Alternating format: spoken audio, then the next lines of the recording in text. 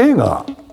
どういう芝居してるか、どういう脚本であるか、どういうセリフであるかっていうことが全てなので、脳が油汗流しながらやってましたよね。戸草は一番素に近いところでやってるんじゃないかな。一日中ちょっとトイレ行きたいんですよ。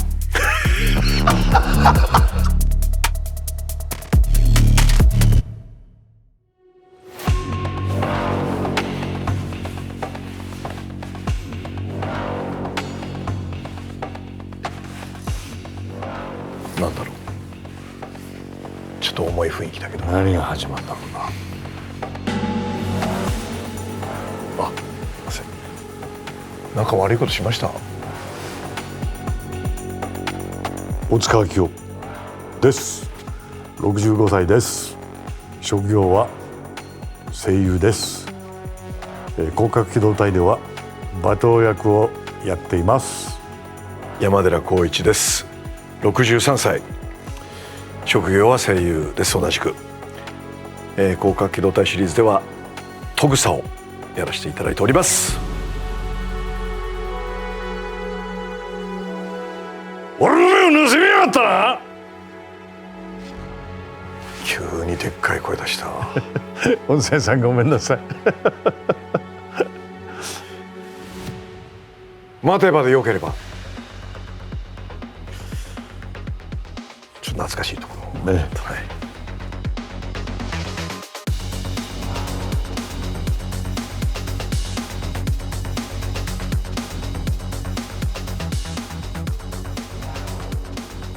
擬態化していません。してないです。喉と肺に関しては他差し歯は擬態化にならないですよね。あとは特に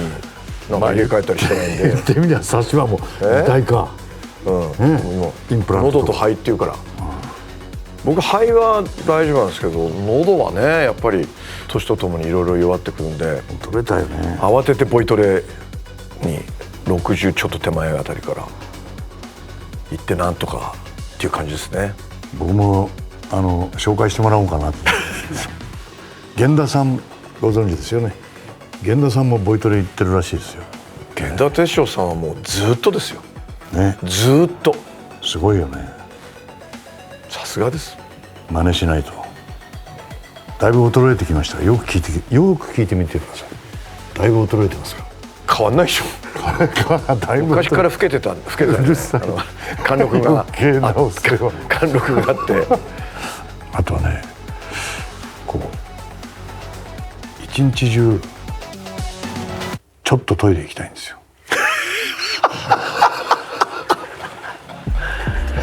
わかるな。これは擬態化すればクリアになるだろうなと。一日中ずっとちょっとしたいんだ。そうなんだよ。なんか行きたい感じがする。あとね、台本がねめくれないんですよ。油っ気がなくなってね、カサカサして指先がね。これがちょっとね、なんとなく湿ってるようになればいいのにってコンビニの袋指サック買え。だからあんまり舐めたりとかするとね、あんまりね衛生上ね、感染症見た目も良くないしね。こんなこれやってるさ、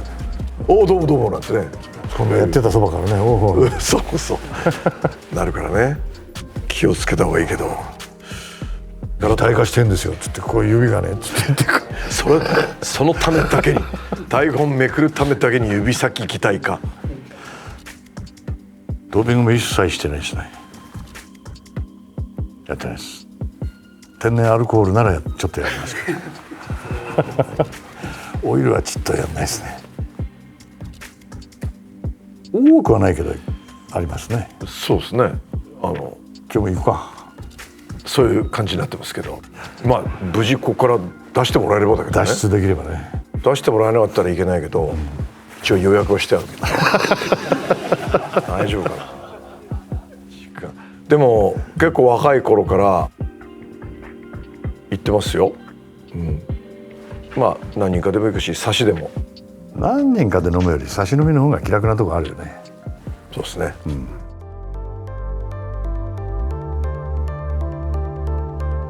映画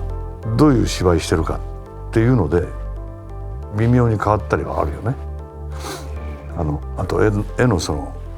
佇まいからその出てくるセリフ回しとかも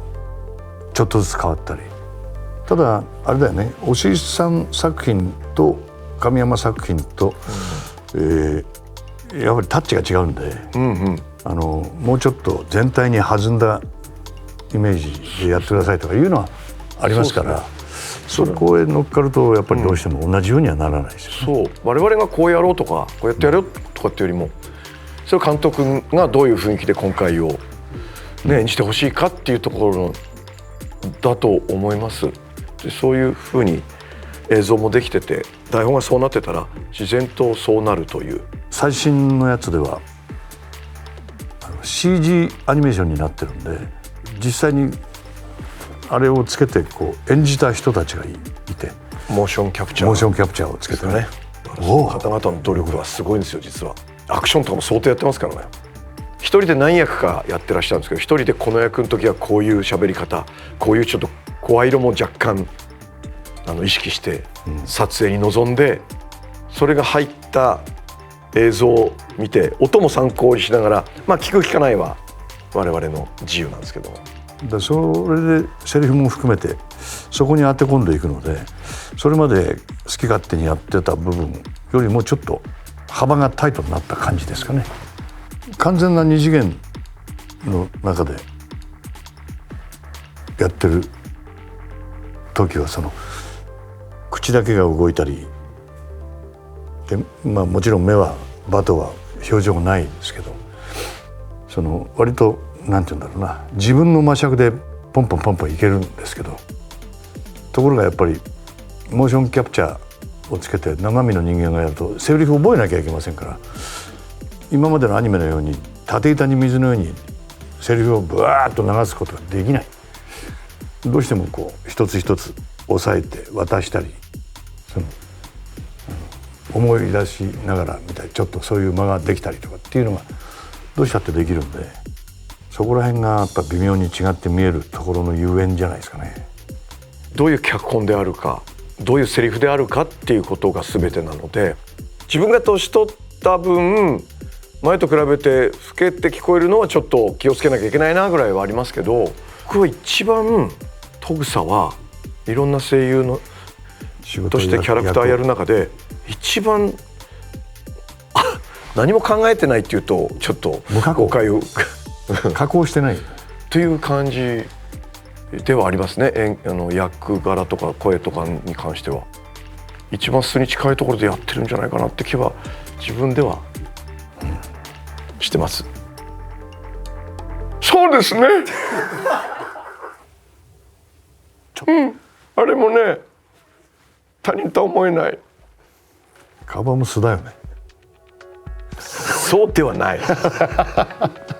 素に近い。カバオだと何でもアドリブ言えんだよな。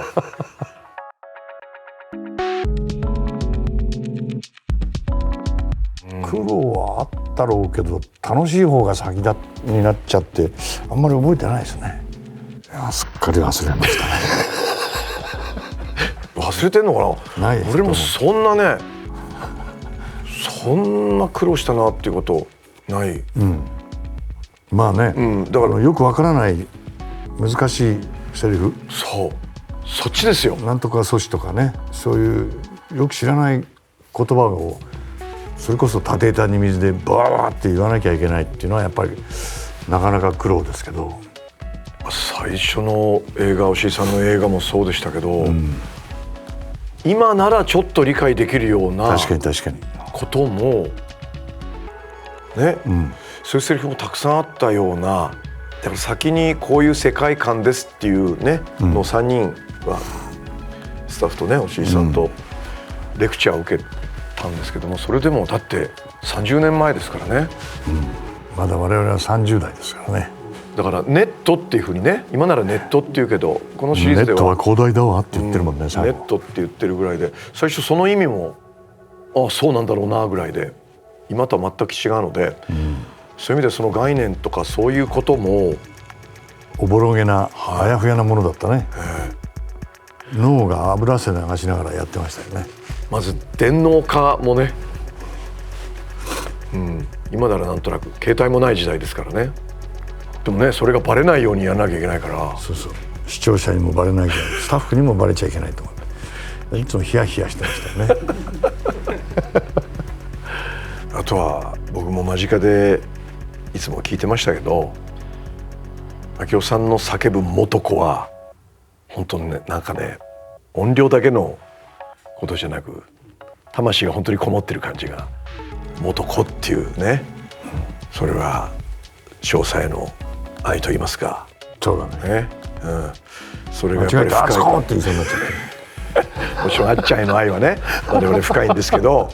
そういろんなものが固まって出るからね、普段以上に全部乗っかってるはずなんで、どれとも分かんないですね。皆さん。でも鮮烈に覚えてるのはやっぱり飛行機のタラップ乗って狙撃されて目の前でポーンといって崩れる時にあーっていう時は覚えてますね、鮮烈に。だ多分その時かも分かんないですね。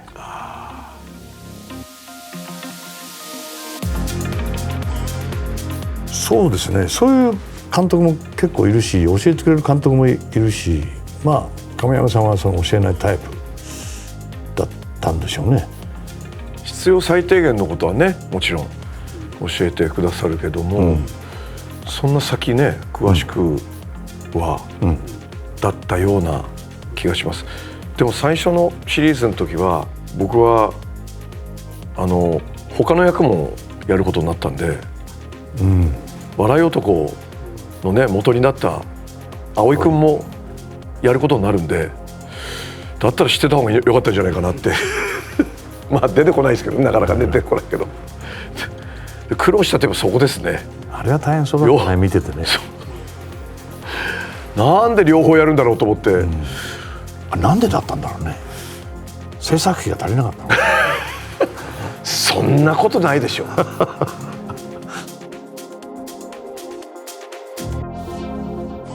どうですかね、そういうの感じないよね。全然。